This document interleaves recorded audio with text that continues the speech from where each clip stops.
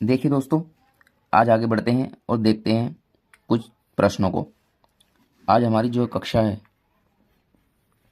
कक्षा 2 होगी और ये जितने भी हमने सवाल लिए हैं ये सभी पी वाई क्यू सवाल हैं, किसी न किसी परीक्षा में पूछे गए हैं। तो देखिए, हमसे पूछा गया है 1200 के गुणनखंडों की संख्या ज्ञात करें।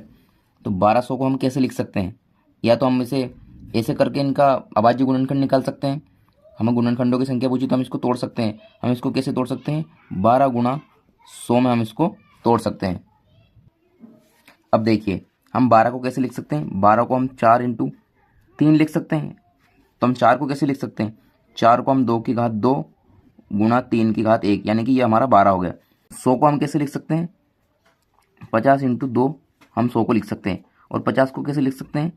25 इंटू 2 हमारा ये है ही सही। तो 25 को हम कैसे लिख सकते हैं?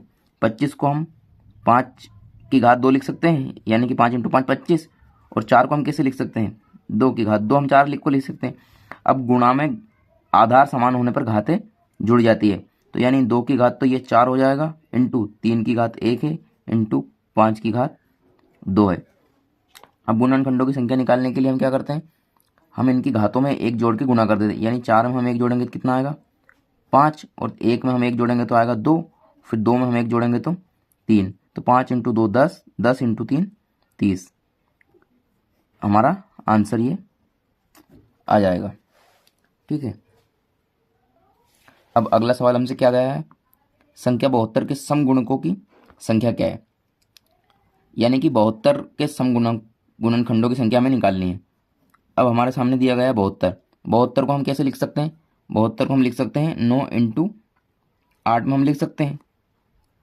अब 9 को हम कैसे लिख सकते हैं? 3 की घात 2। और 8 को हम कैसे लिख सकते हैं? 2 की घात 3।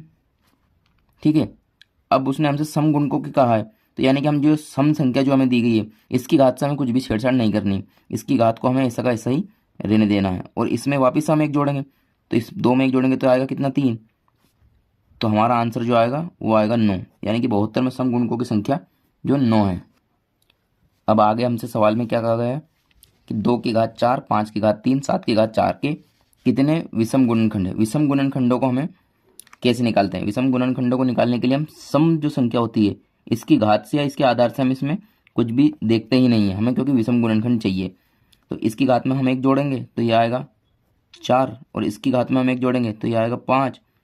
4 इंटू 5 20, यानी कि इसमें विषम गुणनखंडों की संख्या जो है वो है 20।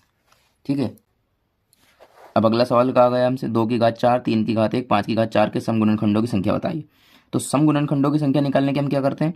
हमें जो सम संख्या दी हुई है इसकी घात से हम कुछ भी छेड़छाड़ इसमें करते ही नहीं है। यानी कि इसकी घात तो हम ऐसे की ऐसे ही लेंगे। इसकी घात में हम एक जोड़ेंगे तो ये आएगा 2। और इसकी घात में हम एक जोड़ेंगे तो ये आएगा 5। 5 इंटू 4 20, 20 इंटू 2 40, यानी कि समगुणनखंडों की संख्या इसमें जो है वह 40 हमारा सही आंसर आएगा।